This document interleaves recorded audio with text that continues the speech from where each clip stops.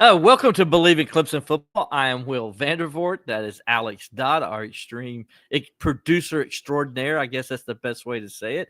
Alex, I was on the phone this afternoon talking to one of our former colleagues, Emily Smar. If you remember Emily, now covers University of Alabama men's basketball team. Emily is a beat writer over there at Alabama and works for the Tuscaloosa News, and does a great job covering them. And so me and her were talking. Emily was, like Alex, is a former student worker of mine over at the Clemson Insider, and did a great job with us then. And now she's doing good things out in the real world. Always pretty cool, Alex, to see what you guys are doing, man, and talking to all of y'all throughout the years, and and all that kind of stuff. Yeah, it's pretty cool. The TCI family's kind of spread throughout the country. You got, people in Bristol, people in, Washington, D.C. I'm out here in Colorado. Emily's in Tuscaloosa. So we really are kind of worldwide. We're nationwide here. So got some in Boston, So we've been very fortunate to have some good students that have worked for us, like yourself, and you're still technically working for us, I guess, working here, helping us with the podcast each and every week. I Believe in Clemson Football, which is sponsored by the Clemson Insider, the most complete coverage of Clemson athletics and recruiting. Go to the ClemsonInsider.com today. You can see all kinds of football stories written by me. Jason has been killing it, Jason Priester, in recruiting. I mean, guys, if you're not reading Jason's recruiting stuff, you're missing out. I mean, Jason is on the money. He's spot on with stuff, and he gets that stuff out there fast, and he's talking to the recruits every day for the most part.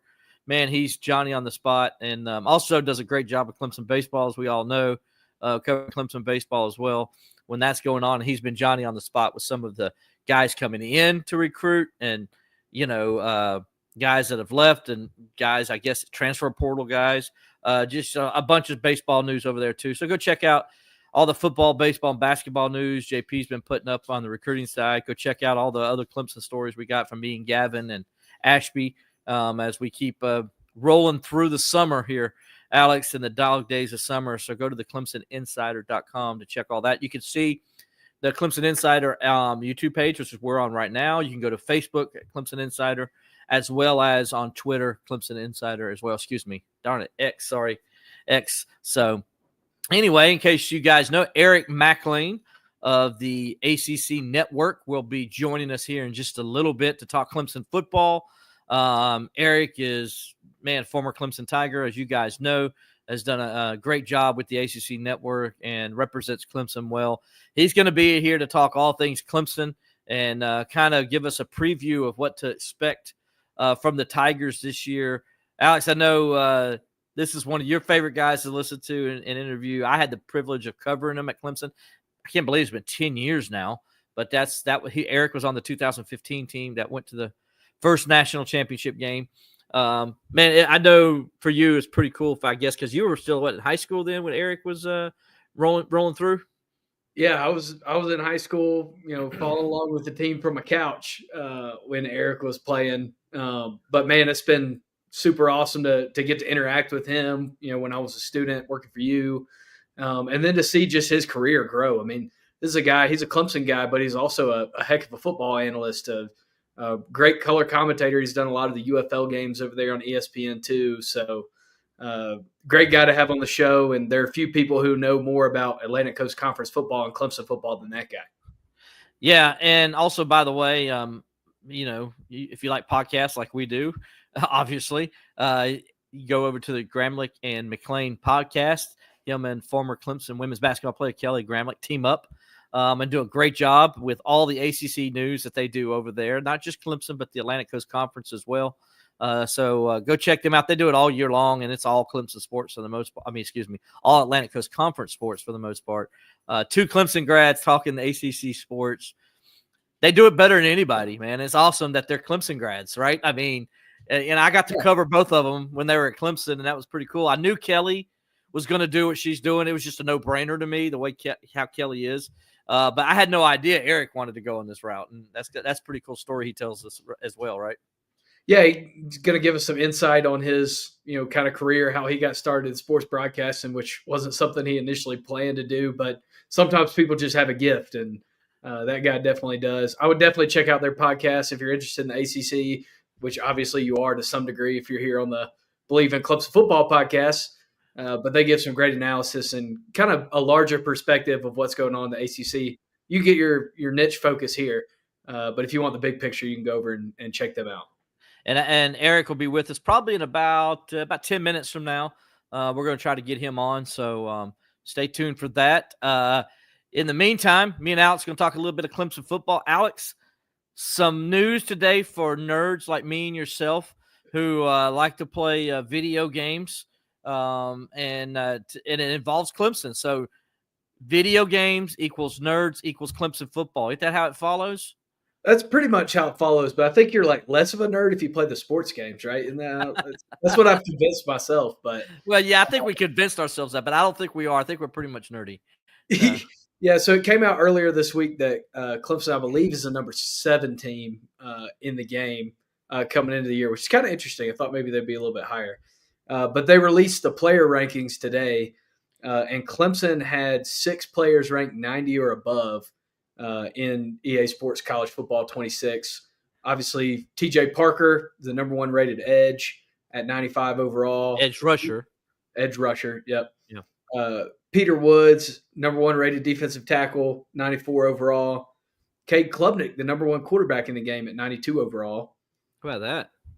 Avion Terrell, the number 4 rated cornerback at 92 overall.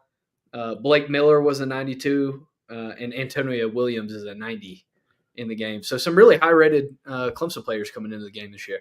Not that I'm surprised that Cade is rated the highest quarterback, but that number for quarterbacks is low. Like 92 is the number for the quarterbacks, and that kind of surprises me, Alex. I thought quarterbacks would be a little bit higher than that. Yeah, so they actually had, I believe, in the top 10. I don't think there was a top 10 overall offensive player that was a quarterback. I just found it right here. So the top 10, Jeremiah Smith is number 1 overall at 98. Wide receiver, Ryan Williams from Alabama, Jeremiah Love, the running back from Notre Dame, Jordan Tyson, the wide receiver from Arizona State, Caden Proctor, the left tackle from Alabama, Spencer Fano, the right tackle from Utah. Oh, I'm not even going to try to say this. Reed Adams from Texas A&M, the right guard, Eli Stowers, the tight end from Vandy, Francis Mauigoa, the right tackle from Miami, and then Nicholas Singleton, the running back from Penn State, rounding out the top 10 offensive players. No quarterbacks in the top 10. That is amazing to me that quarterbacks aren't higher than that. I just really surprised. I thought they would definitely be in that list of higher players. You know what I'm saying? Like, it just really surprises me. Yeah, but, hey, it is what it is. Especially with kind of the perspective on quarterback play. Brad Wood's a good one. Clemson nerds are the best.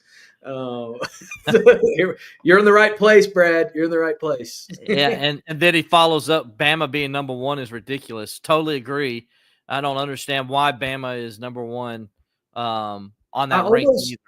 I almost wonder if the way that their ranking system works, and I didn't check this out, is if they just base it off of, kind of your collective team average.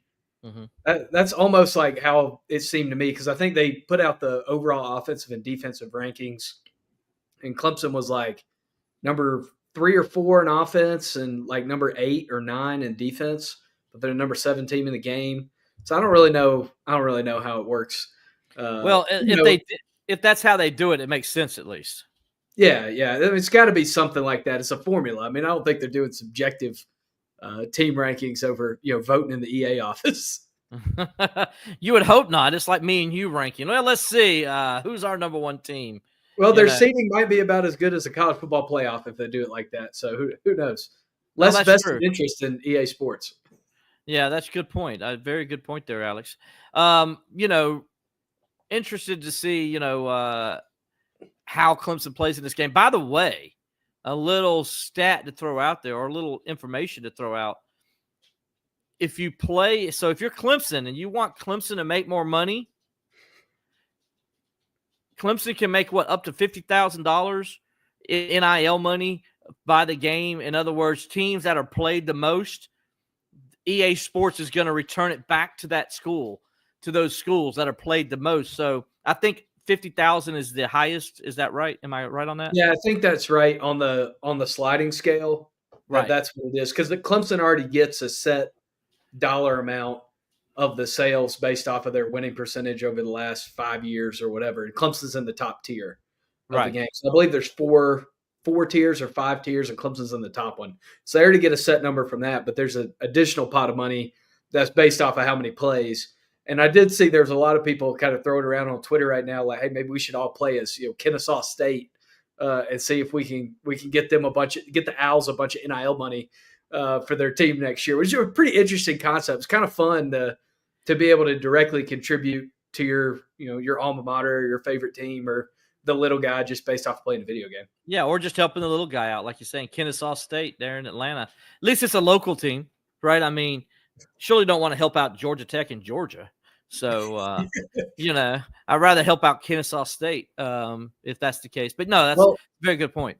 Well, Clemson fans, you got to think about it. If you're going to play South Carolina in the game 100 times, you're going to be giving South Carolina just as much money as you gave Clemson. I don't know. Maybe that's something to think about. You're not going to want to play South Carolina. You're going to want to play, maybe Kennesaw State every time you play the game. That's what I was going to ask. Does it count if you play an individual game and you play South Carolina, that South Carolina counts that towards them?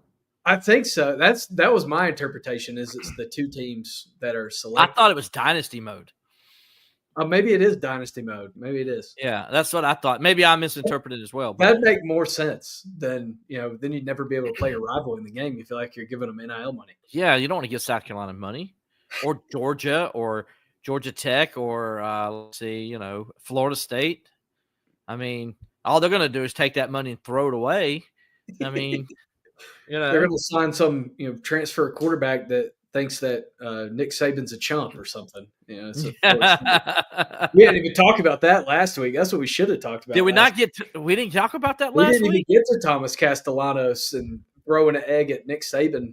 Nick Saban, he's just trying to do College Game Day. And Thomas Castellanos is saying, Daddy Saban's not going to be able to save you from me this year. What was he thinking? Like, I know Alabama doesn't have Nick Saban, but what are you thinking? Because all you're doing is you're making Alabama mad before the game starts. Why make them mad? They got enough talent. You don't need to help them. He also said in the article with our good friend Pete Nakos from On3, said that he single-handedly ran through the ACC last year with no help. Like, last time I checked, you got benched before your last game for another quarterback, and then you had sour grapes and left before the season was over because somebody in your own quarterback room was better than you. So I don't know how that means you ran through the ACC at 5-4 or 4-8, whatever they were. I can't even remember what Boston College record was in the ACC last year. I think they were 3-5 in the conference. Yeah. I'm with you. I don't understand why he comes out and says stuff, because then you also poked Clemson, because you told Clemson you ran through the ACC. Clemson's like, okay, we're the ACC champions. Let's see if you can run through us. 4-4 in the ACC for Boston College last year. And he didn't even play the whole season. He got to week 11 and quit, because he got benched and he didn't like it. Man, sometimes, you know what? Just keep your mouth shut, dude. Just keep your mouth shut. Go to work. If you want to prove people wrong, go out there and prove people wrong. You don't got to open your mouth. I know he's playing at Florida State. He feels a little more like, but he's forgetting he ran all over Florida State last year.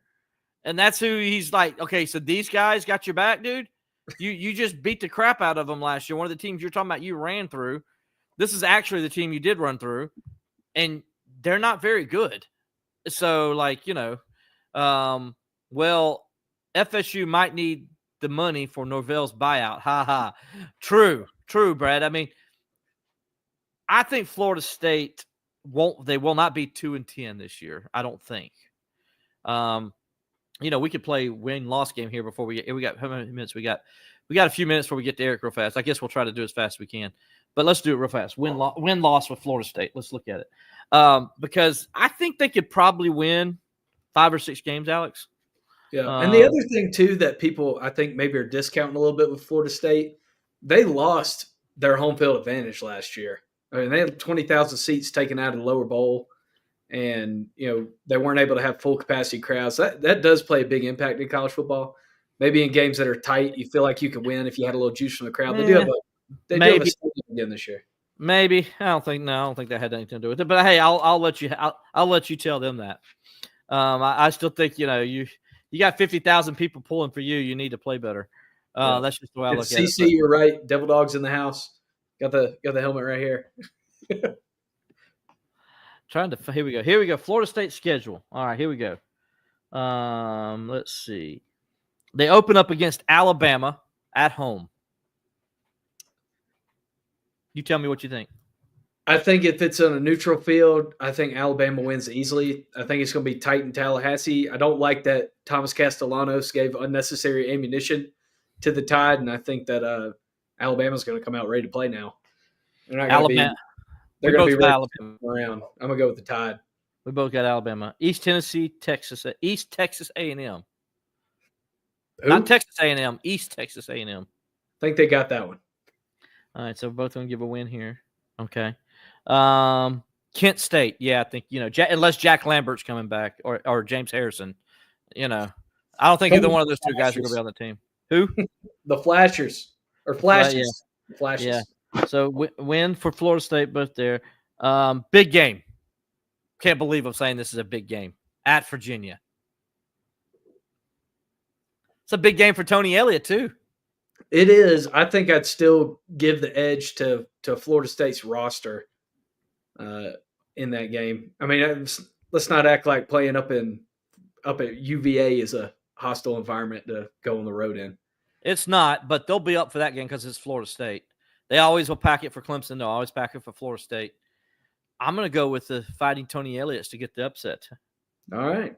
Yeah. So now the question is, Alex, if they're 2-3, right? Does he lose his team if that happens? Because he lost his team last year. He might lose his job if that happens, if we're being honest. If he starts 2-3 with the loss to Virginia, that might be the last game that Mike Norvell coaches for the Seminoles. Because guess who they got the next week? Miami at home. I'd say that's a loss, but again, rivalry game and Carson Beck. I'm not sold on Carson Beck having a renaissance year quite yet. I don't disagree with you, but Miami's got a great roster. We'll see. Probably the second best roster. You could argue that maybe the best roster in the ACC. And Will likes, Miami has always been a reliable pick for Will. Whenever he picks Miami, they always do well. Yeah, exactly. That's sarcasm, by the way, in case y'all didn't know. We got Rob Ellen says, I like Norvell, but damn gum, I can't believe they bought into DJ and a poor O-line. A lot of people bought into DJ and a poor O-line. No doubt about it. All right, at Stanford, versus Pittsburgh the next week after Miami. Oh, Pittsburgh, I think that they're definitely at losing. Home. I think they're losing that one. Wow, you got them losing to Pitt. I'm going to give them a win against Pitt because it's at home. If they were playing at Pitt, I would definitely go with you. But I'm going to give them a win. They're 2-3 playing in front of half a stadium and they're going to beat Pittsburgh? A hard-nosed football team after they lost the locker room? 2-4. I don't know. I'm going to give it to them. I'm going to give them home. Right. I'm giving it to them. People love people. Anyway. We have them with the same record now. Yes, we do. At Stanford. That's a win. Okay. Stanford doesn't even have a football coach. They have an interim football coach. I'm with you on that. I think that's a win as well. They come back home for Wake Forest. They win that one. I don't know. I mean, I think Wake Forest made a good hire. I wouldn't be surprised if they came out and beat a couple teams this year that maybe they shouldn't. But I'm still going to go with Florida State in that game. And by the way, we're doing a quick run game with Florida State, and then we're going to Eric Mac Lain's about to be here in a second, so we're going to get that going here, people. All right, so real fast, Alex. So you said win for Wake Forest, so did I. Let's go at Clemson. I think we both know what we're going to do there. Both going to chalk it up as a loss for the Seminoles there. They host Virginia Tech. Is that going to be a good Virginia Tech team, or is it going to be bad? I don't know. I think that I'm going to go with Florida State. Is it bad that I trust Mike Norvell more than Brent Pry? Is it bad that I trust him more than – I mean, it's two coaches that – I mean, at least one of the coaches had a good season. Yeah. So, I don't know. Good question. A real quick question. I don't know. Let's see. Then they are at NC State. I know I'm going there. I'm going the same. All right. Both got L's there. And then they end the year at Florida. And to answer Rob Ellen's questions, do you think Napier lasts longer than Norvell? Because of what I think the result of this game is going to be, yes. I think and I also Florida, think they're going to have a better team. If I was going to make a prediction on July 1st about what's going to happen at the end of November in that game, I would say that Florida is going to smack them around. I mean, I think DJ Lagway is one of the best quarterbacks in the country. I think he's dynamic. I think Napier has a great roster and showed progress at the end of the year, and I think they're going to smack Florida State. So we both had them going 6-6. So I would say the ceiling is probably 7-5, and the floor is probably, I don't know, 4-8. I'm serious. I mean, because there's a couple of games that we could be different about. You know what I'm saying? I think that Florida State could win 8 games. I don't think that's out of the realm of possibility that they beat Virginia on the road, and that's the difference. I gave them a win for you on that one. Yeah. Yeah. So I don't think it's crazy that they beat Virginia and Pitt and Virginia Tech, but I don't think it's going to happen that they beat all 3 of those. But if they do. Then and they could beat NC State on the road too also. So anyway, but hey, enough of that. Enough of talking the Seminoles. We're going to talk a little bit of ACC with this guy coming up too. You guys know him from ACC Network. You know him from Kelly and McLean podcast. So right now we're going to go ahead as he's coming in right now. We're going to go ahead and bring in former Clemson offensive tackle, host of the ACC Network, Eric Mac Lain. All right, Eric, how you doing, buddy? Man, I'm great. We're getting close to football season. It's July. Charlotte is on the horizon for ACC Media Days, and then we're going to start our summer camp tours, and then we're here, and week 1, obviously, starting off with a massive bang.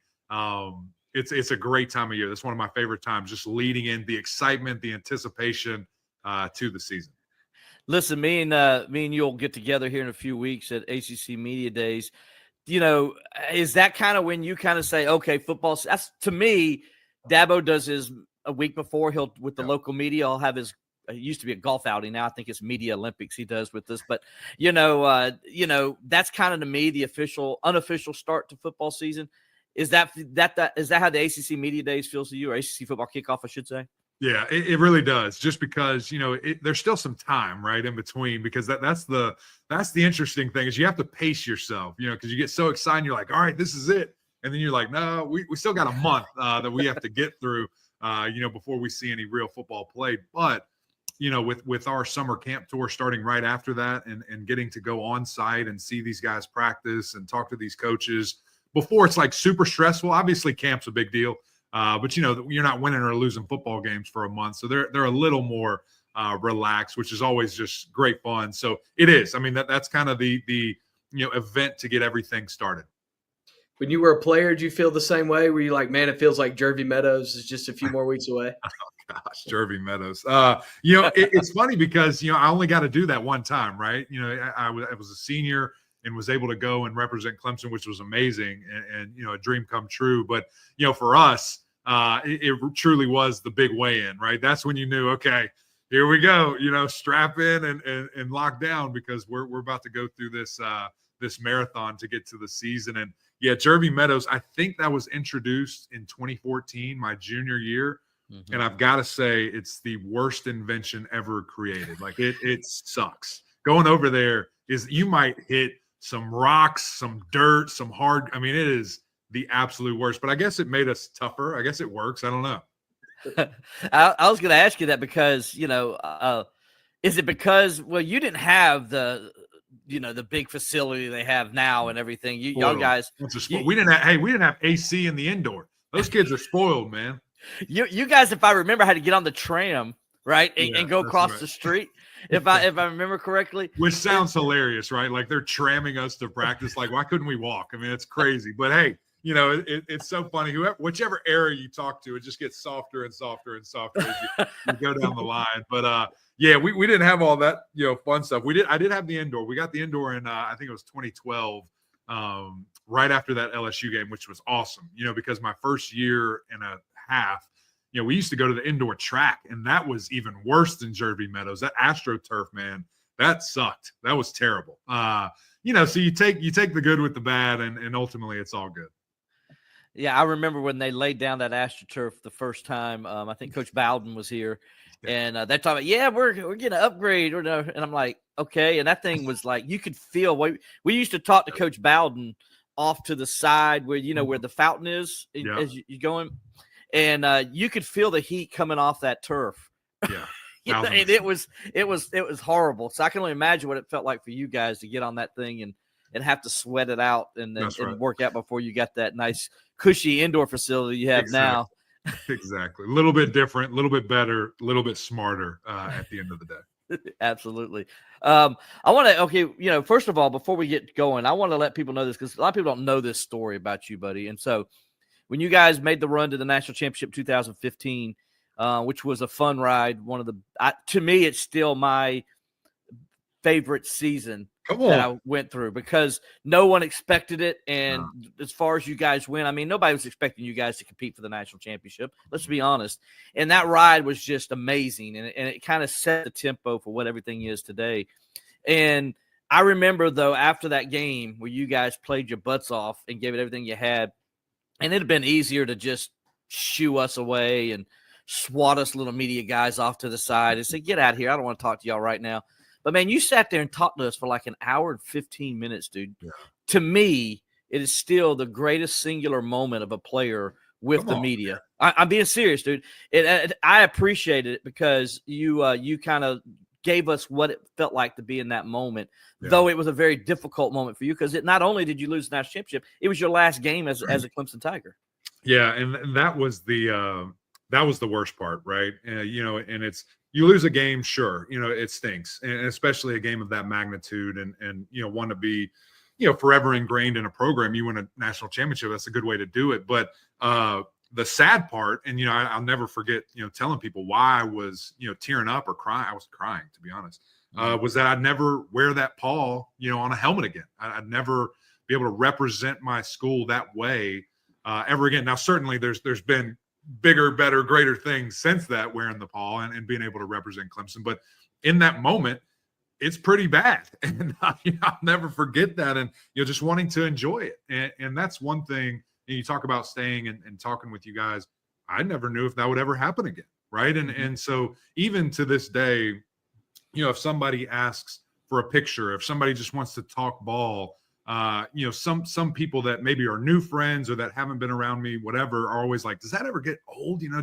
Why do you always do that? And one day it's going to stop. One day nobody's going to care. And I'm just trying to give everything I can to represent this school, represent this university while I still can, and try to do that to the best of my ability. And, you guys were so great to us, me personally, my entire, career. I mean, before that senior year, I wasn't some superstar, 5-year, 4-year starter. I was a guy that had to work my way up. And, even before that, though, you guys would talk to me and ask me different things and allow me to kind of be the leader of that team. And so it was not an obligation, but it just felt like it's what we do. And nothing's going to change that because we lost.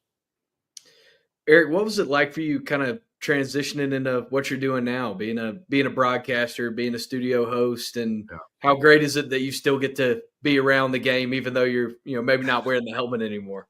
Yeah, no, it's the best. It really is. And funny enough, I just remembered or saw that helmet right behind me. That's it. That's the one. The last one, that I wore and holding in that locker room. But, I think it was something where it sounds weird to say this, but I never wanted to do what I'm doing. People throughout my career, just because I was made available to the media and did a lot of things, anytime Herb Street or Fowler, Reese Davis, Joey Galloway back in the day when they would travel. Anytime Marty Smith, those guys came to town, I was the guy talking to them and doing different things just because, Deshaun didn't want any part of that stuff. No surprise there. Right. I mean, I was super lucky to be able to capitalize on those opportunities. And so it was really cool. And all those guys would be like, man, whenever you're done playing, you need to do this. I'm like, nah, it's fun. It's a cool hobby as a former player, but I'm good. Thank you though. And, really the way that it found me, a total God thing, and something I wasn't looking for, fast forward 4 years after, I graduated, 3 years after I graduated, and that opportunity kind of presented itself. It has been the best thing, man, where relationships, staying around the game, for so long, and still to this day to some extent, my bubble, all it was Clemson, and that's a great bubble. It's an awesome bubble, to have. But now I have all these other communities throughout the entire country, because of this job, and coaches and players, support staff, fans. I mean, it's truly been one of my favorite things to go to a new place for people that you don't know them, but those people know you, and then it's just instantaneous relationship, and you like it and you get excited to be there. I'm a people person. I'm a relationship person, and that's truly been the best. But, to still be around the game that I love so much and that gave me so much and that I'm hoping to give back is truly one of the best parts. And to watch film and to dive in and to try to figure out what's going to happen, to an extent. We're obviously covering, up to 17 teams every weekend. It's a ton of fun, and it is a huge blessing. And I'm going to ride it till the wheels fall off. Eric Mac Lain of ACC Network, former Clemson outstanding player, also co-host of the Gramlich and McLean podcast, which you can listen to. Eric, how many days a week do you guys do that, you and Kelly? Yeah, it kind of differs, man. So right now we just do one. We're kind of in our summer guest series just to get a little bit of a break. But when football cranks up, leading into the preseason, we'll do 5 because we'll be talking to everybody in the conference. And then during the actual season, we'll do 3 a week. So we vary a good bit, but just you'll see it on Twitter. You'll see it on Instagram. And of course, you can obviously subscribe over on YouTube. I appreciate the shout out. Yeah, no worries. And hey, listen, you work with Kelly, who's a former Clemson basketball star in her own right. And up until this year, I think she held the record for most 3-pointers in a game in Clemson women's history. Sad day when that broke. I was working with a record holder, and now it's just a regular player. I guess it hurts. But if you guys haven't listened, first of all, why aren't you listening? And but you got to listen to Clemson grads on there, and and Kelly knows her stuff, man. You can talk football with Kelly, you can talk basketball with Kelly, you can talk any sport you want to with Kelly. She knows her stuff, even though she's a mom and got everything going on, and with another one on the way. By the way, another one on the way. She's gonna have 2. Exactly. Yeah, crazy. So yeah, you're proud of both of you guys, man. So great to see both you guys succeeding the way you are. So I want to dive into it, buddy, and let's get this thing rolling. We'll start off with why everybody does listen to us. It's Clemson football, and I wanted to ask you your thoughts as you look at this team heading into the 2025 season. Yeah, they're going to be really good. They're going to be really good, and I think I've seen different headlines and people discussing the Tigers, but this just feels like a really big year, and I hate to put the pressure on it's this or bust, because that it's never really true. Like there's so many things that you can gather from a season, however it goes, and hopefully things that you can build on and gain and things of that nature. But there are different expectations when teams go into the season. And when you look at everything that Clemson was able to keep, in this crazy point, and I hate even verbalizing that, right? Because it's such a weird thing to say, but it's true.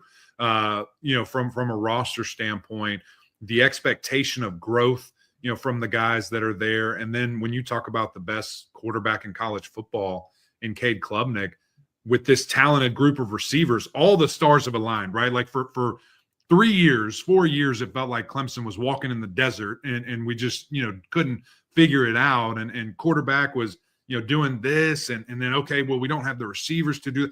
All that's gone. It's all there. It's all there. Last year defense, doing their thing, to kind of contribute to the what the heck, kind of question marks there. That's all out of the window.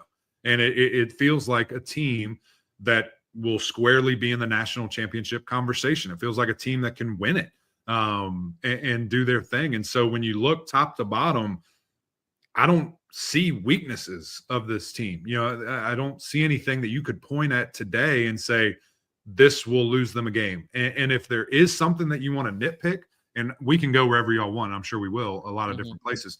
Running back will be a point of paying attention to. And the only reason that I'm not, waving any flag or saying I'm worried about this, I think running back and defensive line are the two easiest positions to transition to high school to college. And they have a heck of a freshman running back that we'll see. I don't know if he'll end up being the guy game one, but I think he's going to be in there early and often and show that he can run that football. Well, what I like about this offense, first of all, I'm with you on the running back situation. I'm not as concerned about it myself. I like what they have. When you look at, you got a guy, and Alex always has to help me say his name correctly. And Esme, is that right, Alex? He's easy. Will just go.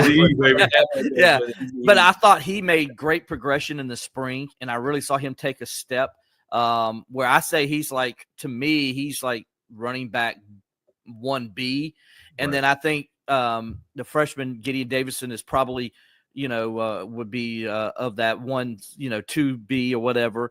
And then I think, Adam Randall is there. But what I love about Adam Randall is how you can use him in this offense and what he creates, because he puts a lot of pressure. Because, Eric, I'm going to be honest with you.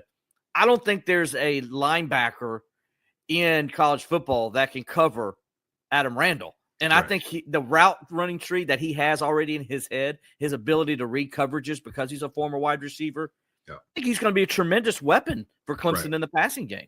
No, there's no question about that. And I think that's what, if he ends up being the starter, that's what is so intriguing, right? Because you have a quarterback and a receiving core that you want to throw it, right? 35 times a game plus. Like we want to see that guy sling the ball, and you have the talent on the perimeter that you have to, right? You've got to keep everybody happy, and do your thing because they're that good. And you want to have, the ball in their hands. So I expect a heavy dose of passing. And then if you've got a tailback that you feel confident can run between the tackles, but also he grew up being a receiver and you can flex out and be, 5 wide, empty set. My goodness. I mean, that puts some real stress on defenses, and it also opens up the quarterback run. I mean, that can be a total diversion tactic where you just spread it all out and let Cade, run kind of a quarterback draw or just design go. And we saw, I mean, what he can do last year. You look at that Pittsburgh game in particularly, walk off 50-yard touch. I mean, that's crazy, to see a guy do something of that nature. So I totally agree with you. The versatility that Adam Randall is going to bring to that position is very impressive. And then, of course, had a 40-yard run in the college football playoff against Texas, one of the best defenses in the country. So, what I saw from him was confidence running between the tackles, confidence in the position. Pass blocking is always going to be a thing. You got to protect your quarterback, know where it's coming from. But the key this year, with Cade being as experienced, as old, mature, confident as he is, he should be able to help. Whoever's back there, he says, hey, this is who you got. He will know all 11 guys' position and what they do, and that's going to be a big key. And so if you do have an inexperienced guy in Randall, if you do have an inexperienced young guy, in running back there at Gideon, he's going to help him. He's going to be able to tell him. So I don't have the worry of, Cade going through his thing, not knowing what to do. And, this guy doesn't, that's not going to happen. And so that's exciting. And then, you look at Davidson, what he brings that they threw to him a lot in the spring game. He had a couple of really nice catches, a wheel route that I thought was spectacular catch, a little slant. And then I get up and see it's number 9. I'm like, whoa, what are we doing? That was pretty impressive for a young freshman. I mean, we all remember how long it took Travis Etienne to become a weapon out of the backfield as a receiver. This dude looks like he has it from day 0, which is very impressive. And you just can't help but sit here and think, same number, similar build. What the heck could this look like? Yeah, it definitely helps when you have an experienced offensive line in front of him too. Yeah. I mean, you're looking at this Clemson LSU game, way out in advance. You look at, Clemson's offensive line has almost 3 times as many starts together as LSU's. So how much does that experienced offensive line help when you're breaking into running back? Yeah, no, it's a huge deal, man. I mean, I don't know if you have the numbers in front of you. I think it's like 130, 160 combined starts. I mean, it's a lot. These guys have played some football, and they're all old. I'm looking at the depth chart right here: graduate, senior. I mean, that's 4 dudes that have been around, and then you've got a junior in Harris, Sewell, that has played a ton, and a couple of guys behind him: Elijah Thurman, Colin Sadler, like guys that are ready to go. I don't know the last time that Clemson has been this loaded at the offensive line, where truly, I mean, I just listed off 7 guys, and there's probably 1 or 2 more that you feel really good about if they're in the game or if they get an opportunity, that they're just fine. And that is a great place, to be able to be in and to get guys in or get them opportunities, but also have that core of, no, we're here and we're going to do this thing. I mean, that is going to be an absolute strength, of this team. And, I think when you look at that LSU game, just to briefly kind of preview that, you've got another offensive line in LSU that it's all new starters. I mean, they had 5 guys, which is a testament to them and their program for sure. They had 5 guys that went on to the NFL Combine that I think got drafted or on NFL rosters. But with that being said, you got 5 new guys from different places. I'm not sure how many are homegrown there. They're walking into week 1 in Death Valley going against the best defensive line in college football. They need to have Nussmeier seeing ghosts. I mean, they need to confuse that offensive line. They need to scare them with different stunts and things of that nature, because that's a big deal, them having this crash course. I don't know if they were all there in spring or all there in fall camp, but there's going to be some growing pains, and Clemson should be able to take absolute advantage of that. Eric Mac Lain of the ACC Network, former Clemson player, star of Gramlich and Mac Lain podcast. I don't know. Sorry, Kelly. I didn't mean star, because obviously you're the star. 2 stars. You can have that. One of the 2 stars. Star, and there's a star. And I one know of the stars. But Eric, speaking of that defense, Tom Allen, you got a chance, I'm sure, to talk to him. Yeah. Give me your thoughts of Tom Allen, the new defensive coordinator, and what he brings to this defense this coming season. Yeah, what's interesting. I always like to not check myself, but I always like to be real. And when it first happened, I was like, I don't know about that. I don't know if that's what I thought, because we have our list and we're putting out names, and Tom Allen wasn't on it anywhere. He wasn't on my list, and then when you find out who he is, then when you learn about him, you're like, oh, this should have been the most no-brainer thing. He's the same guy as Coach Dabo Swinney. I mean, he has the same values. He handles things the exact same. He's intense as all get out. He loves, this game, and it's been seamless. I mean, I think the players specifically have fallen in love with it. And I haven't watched the video that they produced this spring that was on ACC Network. I need to go through, because it sounds like there's a really nice deep dive of how he kind of handles his business. But the way that his attention to detail, and having spoke to him and seen a couple of things that I have seen,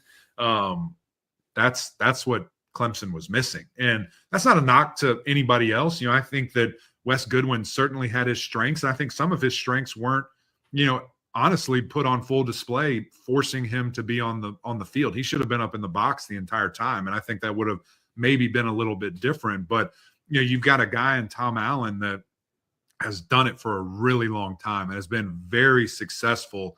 And really, I think the addition of Ben Boulware is tremendous. I mean, you put those 2 guys together, look out.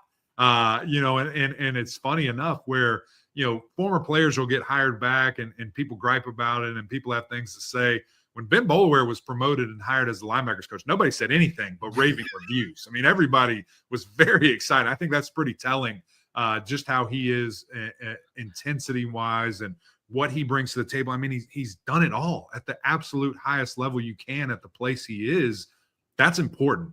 And, I think the holding people responsible, holding people accountable, hearing these linebackers and others talk right now, it's a little bit scary. I don't want to put too much on them, because obviously there's some massive strides they need to get to where they are at the standard that the Clemson defense expects to be.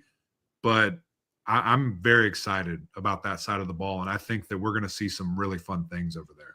Do you think if this defense finishes top 15 in the country, then that tells you all you need to know, especially if the offense does what we think they're going to do? Yeah. Yeah. I mean, that's my expectation 100%. That's where they should be. You know, when you look at the skill level that they have, you're talking about 2 first-round draft picks, maybe more, whoever is behind them that is maybe young and not playing yet at the defensive line. You look at a guy coming over in Will Held that is just a beast. 2 linebackers that are as good as any in the country, and a secondary that also has first-round picks in it, and maybe more. You've got to do it on the field, right? And don't read the press clippings. Don't look at the mock drafts. Go and earn it every single Saturday, and those guys should be one of the best in the country. And again, I don't want to put that because they were so bad last year, and it takes a lot to get there. But when you see everything that they have, it needs to be an absolute strength, like it always is for Clemson. Eric, as you kind of look forward to that LSU game, how would you describe what you think that environment's going to be like in Death Valley for a night game against a big brand in LSU? And you know, they're selling beer in the stadium now, and LSU fans are going to try to drink all of it. So it's going to be fired up there in Death Valley here. I don't know if beer and Cajun selling alcohol with Cajuns coming. Scary mix. It's not a It'll good be a good mix. test. It'll be a good test if your security protocols are right, if your lines are good. We'll find out. And I'm celebrating. Maybe that throws people off, but it's a good thing, right, for Clemson to kind of be in that space. And I think it was Clemson and the Mormons out in Utah were the only ones not selling beer in the stadium. So I'm glad that we can kind of separate ourselves from that distinction and make a little revenue, make a little money in the stadium. Why not? The Baptist and the Mormons. Hanging out in the back somewhere. I get it. But now we moved up to the front row, which is good. And I think at the end of the day, that game is going to be nuts. It's going to be insane. I hope that we're going to be there. Hopefully some news comes out soon that we'll be there. We haven't really quite gotten our schedule yet, but it's a massive thing. I mean, it's a national championship type game. It's a college football playoff type of game, and that environment needs to directly reflect that, and it will. I mean, those fans are going to be crazy. The Clemson family. It was funny. I was looking at something for a graphic the other day for our 500 episode giveaway for Eric Mac Lain, and I saw this picture of us running down the hill. The balloons, the firework. I mean, it was just insane. And I think back to the Notre Dame game in 2015. I think of the Louisville game in 2016, and countless others since then. That place is going to be rocking. And again, it is the ultimate advantage when teams can't communicate, when they can't hear, and now they're even more reliant, right, on the helmet communication. It's not as loud as you think, and when those fans are going nuts, they're not going to be able to hear. They shouldn't be able to operate, and Clemson has to take advantage of that and really overwhelm this LSU team. And Eric, I need you to be my mouthpiece on this because people listen to you a little bit more than they do me.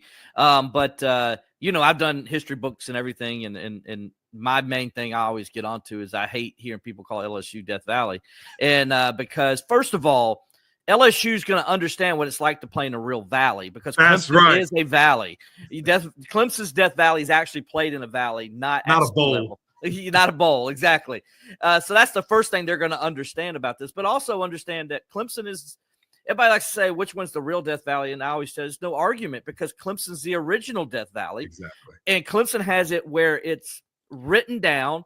They know where it started, how it started, and how long it started before LSU did. And then, as I always tell everybody, and I found this in LSU history books, LSU can't pinpoint. It's like it's a urban legend of how it started. And so they can't pinpoint an exact time of when they started calling it. But even when the first time they mention it, right, the first time they mention it, they still don't know if that they say that was still 15 years after Clemson was already calling itself Death Valley. Right. So well, check this out. I've also have heard that they called it Death Valley. That's right. And people don't know how to read letters, and so they turned it into Death Valley. So the Cajuns couldn't say it correctly. Is what I heard. But and even in their own history book, 100 years of LSU football, they don't know. They say that they started in 1959. That's the earliest account they can have it. Again, 15 years after Clemson was already calling it Death Valley. Yeah. So the best way to settle this is to play the game and to go in there next year and whip those boys, and then it's all good. It's all done. Win this year and then go in there. But again, the LSU players will find out when they get in there, Clemson's actually a valley. There's a reason why you guys run down a 110-foot hill. Yeah. Come on, man. Into the stadium. It is. And it's going to be a great environment, right? And it should be a fantastic game. You're talking about potentially 2 top 5, for sure 2 top 10 teams. There's going to be a ton of juice. I love that it's a night game. Love that it's big boy ABC. The A team will be there, and it's that's how it should be. And I hope that we see even more, these scheduling type of models, and let's keep them at home, right? Like, there is, I get it when you go to a neutral site and there's a lot of money involved, but man, there is nothing like being in Clemson, South Carolina. There's nothing like being in Baton Rouge and all these different places. And I just love that. I love that it's at home and we're doing that home and home. All right, man. Well, I'm gonna leave it to you. When you get on the air, you have to set people straight with the facts. That's right. I've been doing it. You gave me some more firepower there. All right, man. All right. So real quick before we let you go, I want to talk about the Atlantic Coast Conference. Eric Mac Lain of the ACC Network joining us. Eric, I want to ask you, who challenges Clemson this year? Who do you think is the team that challenges the Tigers for that ACC championship? Yeah, it's hard not to, give SMU credit. What they were able to do last year, going undefeated in the conference, their first year in, getting to the ACC championship, losing by a field goal. I mean, they had a really bad start, and we thought it was just going to be murder's row the rest of the game. And here they come, marching back. Kevin Jennings played lights out in the second half. And if I look at that last game tying drive that SMU had, and you see what Kevin Jennings did at the quarterback position, if he can be that guy all year long, he'll win the Heisman. I mean, he was special in that, second half of the Clemson game. And then, you see what he, wasn't able to do in the playoff and made some really key mistakes there. So he's probably somewhere in the middle and certainly I think going to be better. We saw Cade Klubnik go through a massive jump year 1 to year 2 as a starter. Kevin will be doing that this year, going from year 1 to year 2. And that's a big deal. And so I'm excited to see that. They have some key guys they're replacing, but they feel really good about who they're replacing them with. And, Derek McFall is going to be a name at running back that Clemson fans certainly need to know, but, Clemson defense needs to know better. He's a carbon copy of Brashard Smith. I mean, they're going to split him out wide. He's probably a good return man, very fast, very elusive, but can also run between the tackles and be a guy that can be a multi-use tool for them. Defensively, again, you're replacing a bunch, and going to be interesting to see who steps up leadership-wise there, because they lost a lot of key guys from that defense. Miami is always a team that's going to be mentioned at the top. They have recruited so well. The number 1 recruiting class in the ACC, I think, for the last 3 years. And the way they've done it, inside out. Like their offense and defensive lines are disgusting. I mean, they are really, really nice pieces. You look at the headliner on the offensive side, Francis Maui-Noah. He's been a first-round draft pick since he was born. I mean, that guy is just ready for the limelight and is such a freak of nature. And then you look on the defensive side, I think 2 years ago, their class had 3 5-star defensive tackle guys. I mean, that's a lot. That's a good haul, of guys that now it's time. They're juniors now. It's time to show out and really demonstrate who you are. And you have Carson Beck coming in, who, 2 years ago going into last year before, the year that he had and the injuries and the drops, from his receivers, was deemed maybe the first quarterback taken, maybe the first overall pick. And then, of course, had the season that he did and decided to come back, transfer to Miami. If he's going to go on the revenge tour that I think he can, it could be really fun. It could be really interesting to see what Miami can be, who they can be. Lost a lot at the skill positions, but have guys ready, have 4 or 5-star guys ready. I think that run game is going to be really impressive as well. They have 2 massive running backs back there that can deliver some pain. And then, you kind of look at a team like Louisville that probably doesn't get enough credit. It probably gets pissed off that they don't give enough because they just win, having beat Clemson the first time ever last year, beat Kentucky and just are growing. And Jeff Brom's a heck of a coach. I think one of the best in the country at what he does. That's kind of the big 3 there that I think will be vying for that other spot in Charlotte. Well, Eric, thank you so much for joining us on the show this morning. I know we're recording this in an early morning, but we're glad you could take time out of your busy schedule to be with us, man. No, I appreciate you guys so much. Keep killing it. And, man, we're so close. We're right here. I can't wait. It's going to be a really fun year. All right. Eric, thanks for being with us, man. We appreciate you. Appreciate you, brother.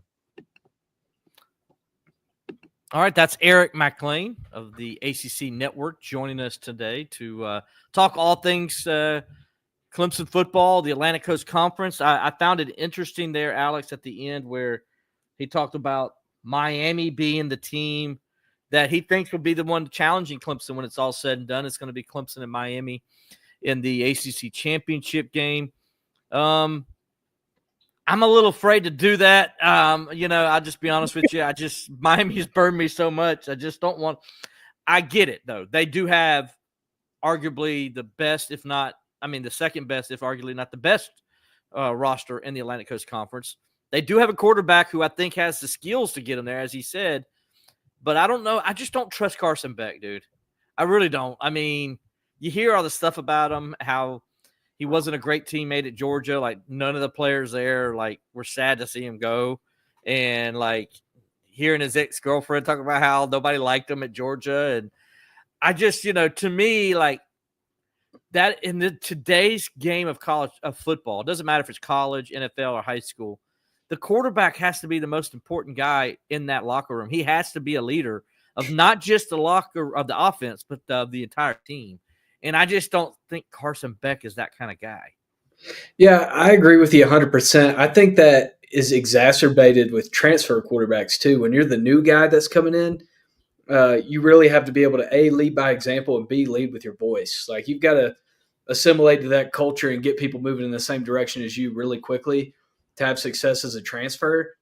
And just kind of what you're saying, the things we've heard come out about Carson Beck in the last year, I don't know if he has the right personality for it. But again, you never know. Somebody can get in a different spot and everything click for him immediately. Like you said, they definitely have the talent to do it. I'm just too sheepish on Miami. They have expectations to be there every year and find a way to choke it away. Right. And there are other good teams in this conference. We talked about SMU, we talked about Louisville. Louisville, just like we said earlier, is a team that nobody gives credit to. And if Jeff Brom was able to do that in year one, man, look out for what he's able to do with another year with that roster. Yeah, they get Miller Moss from Southern Cal. I don't know if that's a good move or not. I'll be honest with you. Brom has done a great job with quarterbacks, but I don't know. I've never been impressed with Miller Moss. And so but again, I like Coach Brom, and he does, like I said, he does a good job with quarterbacks. So, I can see Louisville contending. There's no doubt. I think they got a pretty good roster. They've done a good job in the transfer portal. They're like a lot of teams, right? They're transfer portal heavy, which I don't know. I think Florida State showed us the last 2 years.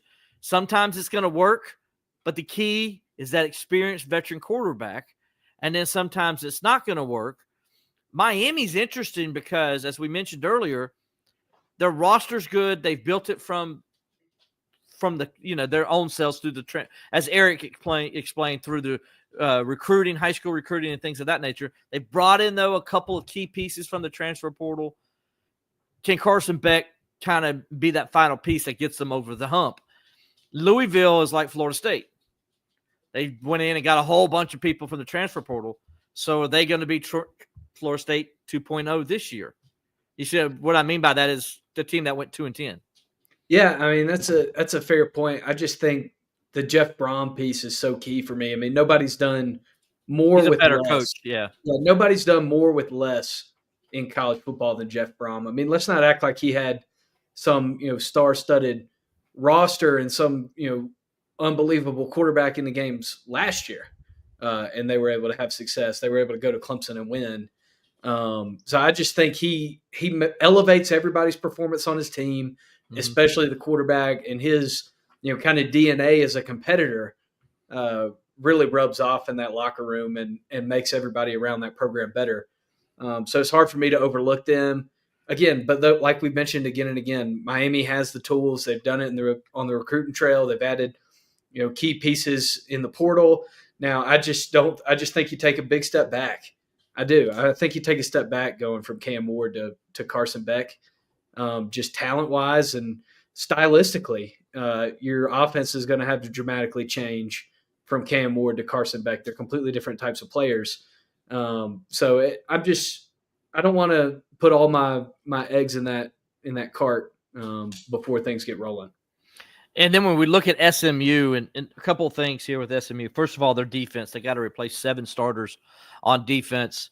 Now they're really talented on offense, and they bring back arguably, maybe the second best quarterback in Kevin Jennings. He really got going there late in that Clemson game, and I think he's legit. I think there's ways you can defend him, but only for a certain length of time because he's so talented as a runner, but so talented as a passer too. The thing that surprised me is he's more accurate than people realize, and that's what makes him so dangerous. But and then accurate on the move. I mean, he's accurate. Yes.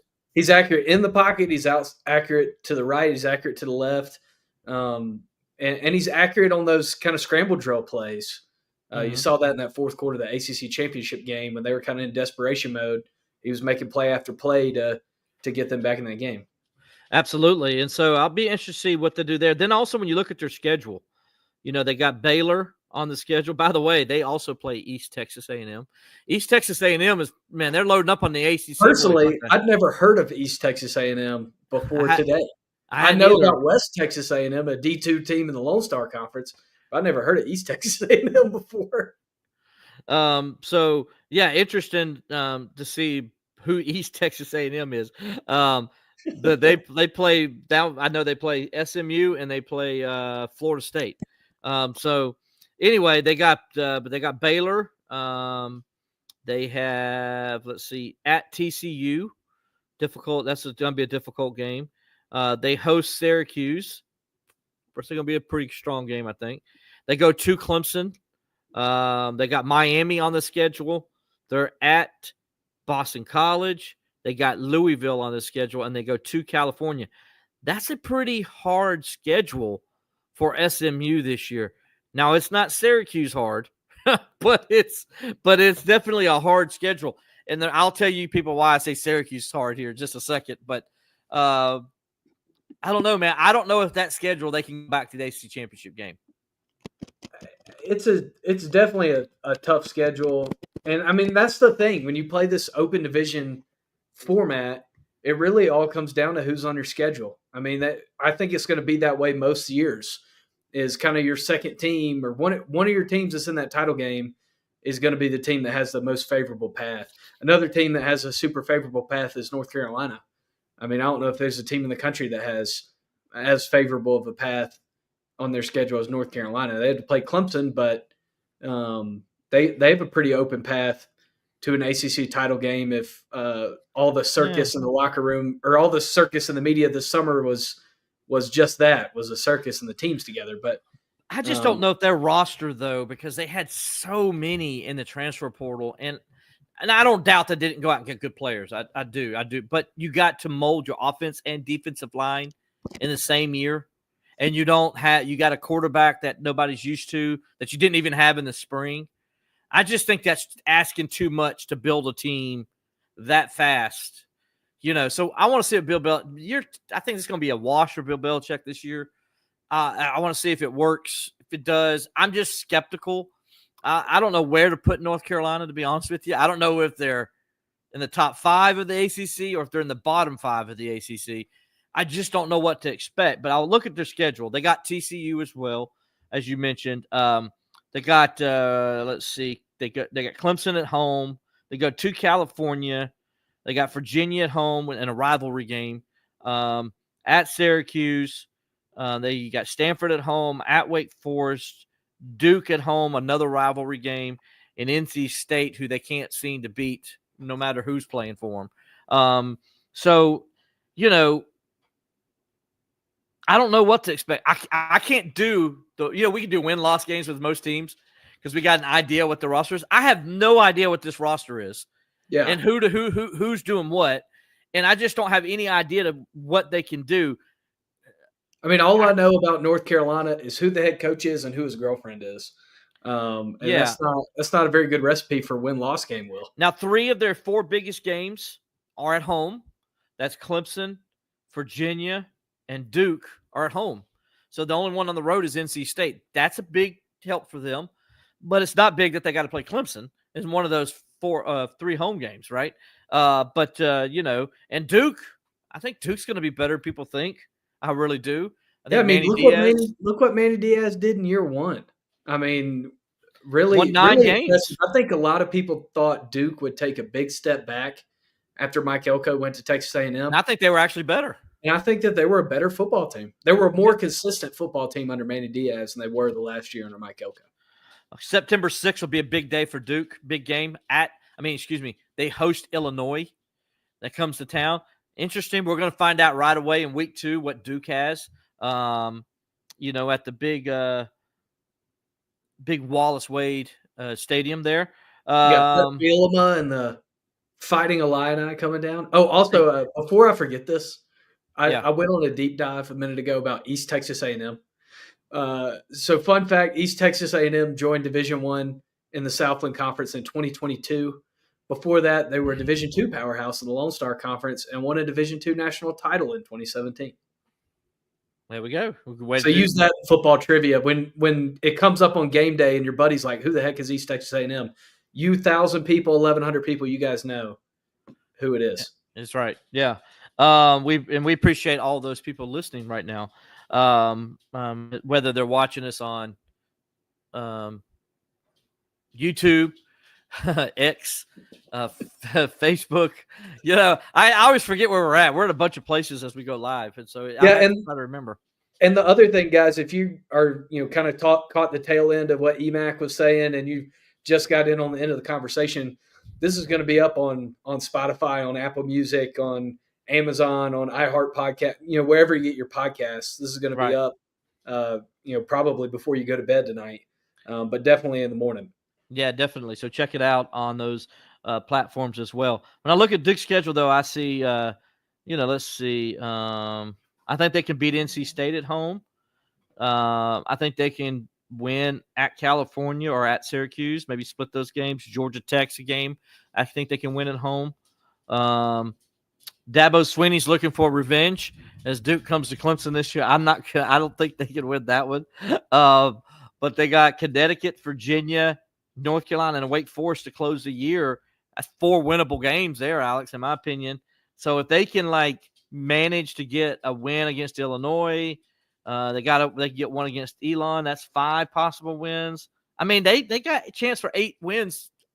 I would say the ceiling is probably 9 again, and probably 6 wins is the floor for Duke. Yeah, I think the middle of this league is really going to cannibalize itself. And you can kind of see, there are probably 5 or 6 teams that I think could find their way in through, by slitting each other's throat into the ACC championship game as a second team. We talked about Georgia Tech. We've talked about them a couple times and how talented they are and everything they bring back. Somebody we hadn't mentioned at all yet, Syracuse. Syracuse took a huge step forward last year. I know they don't have Kyle McCord back, but they're well coached, and it seems like they kind of have a football identity, kind of feeding off of Coach Brown there. But here's why I don't put Syracuse back in the conversation. They have Murderers Row. They have the hardest schedule in college football. They open against Tennessee and Atlanta. Now, that could prove to be pretty well for them because Tennessee right now is without its quarterback, and they're trying to find themselves. You could get Tennessee at the right time. Still, though, I'm going to predict Tennessee to win the game. I would think Tennessee would have the better overall roster. So we'll see. Then they go to Clemson. As I mentioned, they host Duke. They go to SMU. They got Pittsburgh. They go to Georgia Tech. They got North Carolina. They go to Miami. They go to Notre Dame. So they have 1, 2, 3, 4 teams that played in the college football playoffs and one who just missed the college football playoff because of them. And they got to go on the road to that team. So that's 5 playoff caliber teams they're playing, as well as a 9-win Duke team and a Pitt team that I think is going to be much improved as well. This is a hard team that David on X thinks Duke and North Carolina are going to the college football playoff, and that Belichick's going to win the national championship. Is David? Is he like thinking that that's not basketball season, David? We're not talking about the Final Four for basketball. David's the guy who on his basketball bracket goes in there and is like, all right, who's the number 16 seed? Oh, we got the Wofford Terriers, number 16 seed. David's got East, going all the way. David's got Clemson and Penn State in the basketball Final Four. That's no, just kidding, David. Appreciate you, bud. Appreciate you checking in and giving us your thoughts. I mean, it's Syracuse, man. I feel sorry for them. Okay, I just do. I feel their schedule's just. What are you doing? First of all, what in the world made you think to schedule Tennessee and Notre Dame in the same year when you know you got to play Clemson as well? Like, what are you doing? Right? I mean, you can't. You didn't know my SMU was going to be on schedule at that time, so you can't. You scheduled this like 6 years ago. Yeah, you scheduled that 6 years ago. You scheduled Tennessee and Notre Dame at the same time in advance, knowing you probably got to play Clemson because of how it works, right? So that's 3. And like I said, you didn't know about SMU, but you knew you were going to have to play Clemson. So you're like, can't you just say Tennessee, thanks, but no thanks? I mean, that's what I would have done. So Alex, when I look real fast, though, when I think of this conference right now, I hate to say what I'm about to say, and you're going to know the part I hate. But right now, I got Clemson number 1. I got Miami number 2. As much as it pains me to say that, but there's nobody else I can put to say who's number. I don't think SMU is going to be as good this year. I don't think Louisville's got the horses in the key positions to be in the championship game.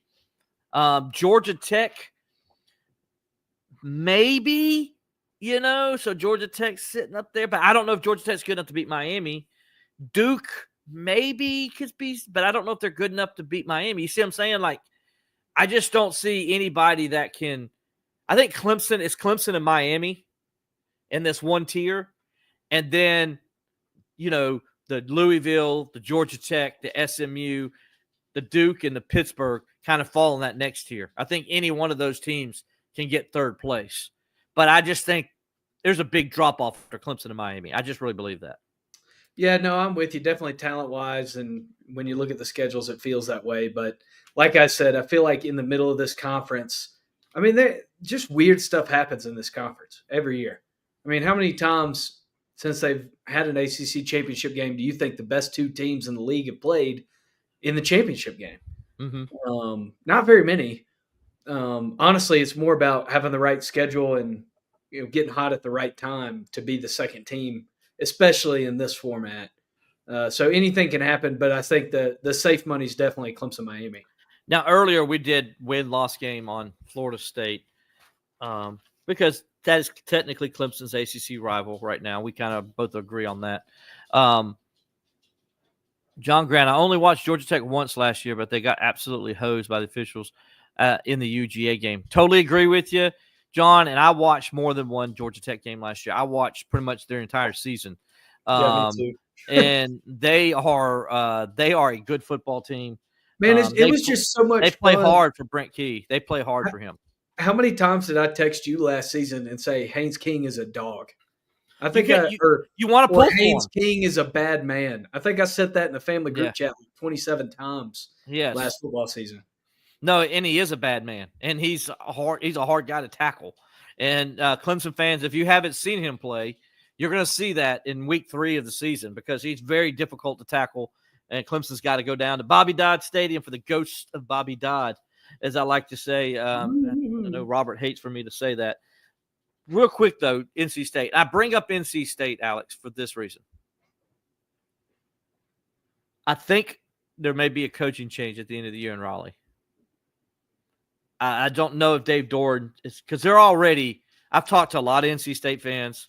Believe it or not, there's a lot of NC State fans in the Seneca-Clemson area. I mean, there are. I mean, I've talked to multiple fans, and they do not like Dave Doran. They want him gone. They think he's done all he can do with the program, and they're ready for a change. And so they're just waiting for that 1 year where he just goes into the toilet.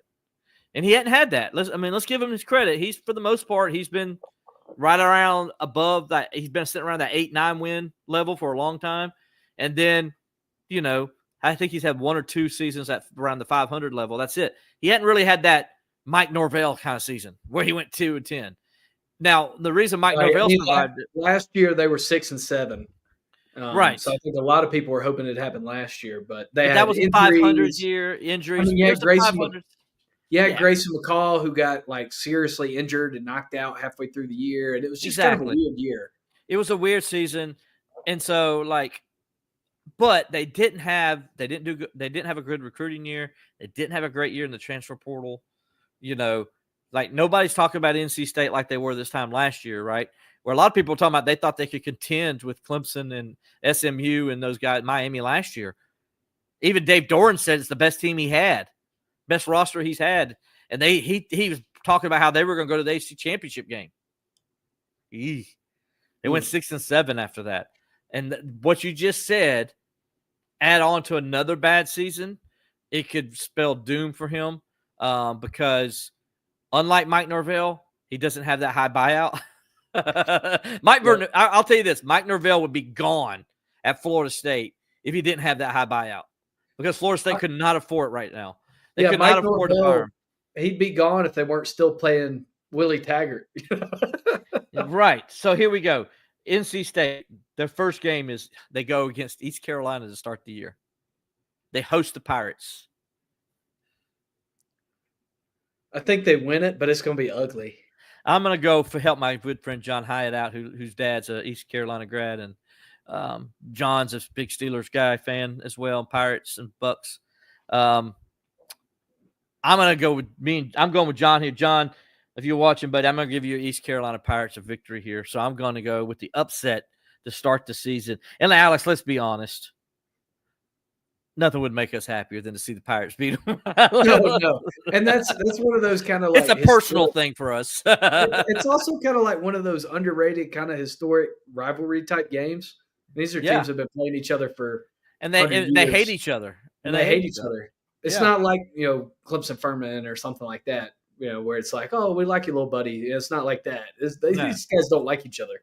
They can't stand each other. Week 2, they get Virginia at home. So that might be a who's going to stick around for next year game. I'm serious. I mean, I love you, Tony, but I mean that's kind of one of those line in the sand type games for these two coaches that are, both their fan bases are kind of like, all right, maybe it's time to try something new. And Virginia lost their quarterback, and I don't know who to pick here, but I'm gonna go with the home team. Yeah. So you're going to go with home team too, I'm assuming. Yeah. Okay. All right. So Alex has got you. Alex, you get the Pac 2-0 to start the year. I guess it's going to go. It's going to go to 3-0, I think, here because at Wake Forest. I think they win that one too. Yeah. All right. Again, Wake Forest though, another team kind of like we don't know what to expect. I don't think they're going to be very good. I don't think they're going to be very good, but I think they lost. They lost like their entire roster. And then they had to they didn't get some guys until after the spring before they got guys even in. They're not going to be very good. Wake Forest is last for me in the conference this year. I'm picking them last. I just don't think they're going to be very good. You lose that many players after spring practice. That's not good. That's not good. That's not good. So anyway, then they got at Duke. That's a loss. Yes, I think you're correct. All right, so after 4 weeks, I've got them 2-2. You got them 3-1. Virginia Tech, they played the Hokies at home. They got to lose one of these home games, in my mind. They're not gonna start undefeated at home. I don't think. You don't think they're gonna? So you're gonna lose them here? You got that? You got to lose them here. Okay. Virginia Tech's got a veteran quarterback, got a good run game. If they're healthy, I think Virginia Tech's going to be hard to beat at times if they're healthy. I'm gonna go with you. Loss here. Okay, if they lose this one, he gets fired. He's done after this game if he loses this one. They play Campbell University. And from Boys Creek? From Boys Creek. Yeah, they're going to beat them. I think so. You hope so. Then the next week they go to and play the Fighting Matt Freemans at Notre Dame. Yes, running Matt. back's mean going Matt- to have 200. You mean our good buddy Matt's a loser? Is that what you meant by that? He is. He's kind of mean to me this weekend. He was texting me being kind of mean. Typical Matt. Matt's a good friend of ours that covers Notre Dame. Anyway, let's see. At Pittsburgh. Loss. Wow. All right. This is going off the rails fast for that pack that started out red hot for me. It's going off the rails. Georgia Tech at home. Oh, that's a loss. I think so too. At Miami. That could also be the typical Mario Cristobal loses to a team that sucks game, though. I mean, that might be we lose to a team that sucks game for Mario Cristobal. The Miamian? Yeah, the once a year Miami-ing. Yeah, the Miami. Hurricaning. That's once a Hurricaning. year they lose to somebody who sucks. That might be it. Yeah, I'm still going to pick Miami. All right. Then they got Florida State at home. That could be a game for somebody's job. That might be another job game. That might be a game that like you lose your job before you get on the bus or get to the locker room game. Right. What do you got? I think I got NC State. I'm with you. I got NC State as well. I think if Florida State's not good, if they're just average by midseason, I think his team will quit on them again. If they start like 500 or they start like a game below 500, if they're like 3-4, they're going to lose like every game the rest of the year, like they did last year. Yeah, I agree with you. And then the last game at hosting North Carolina. Look, until North Carolina beats them, I'm sorry. I've just seen it too many times. Yeah. You with me? Yeah, I'm with you. Okay, so here's what I got. I got them 1, 2, 3, 4, 5, and 7. You got them 1, 2, 3, 4, 5, 6. You got them going bowling, buddy. Hey, going to the Belt Bowl once again. Duke's Mayo Bowl. And I think their floor is probably around 4 wins. I think the ceiling is no better than 7 with this team. I really believe that. So I think this is the last year, though. I don't think 7-5 is enough to save Dave Doran's job.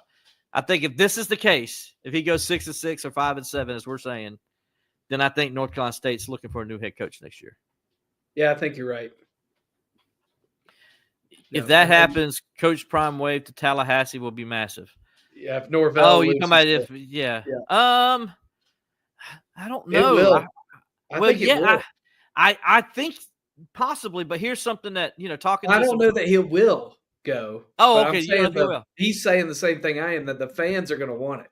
Well, I know the fans are going to want it, but talking to some Florida State friends down there who cover the team, they've told me that Dion has burned some bridges down there with some major influential people.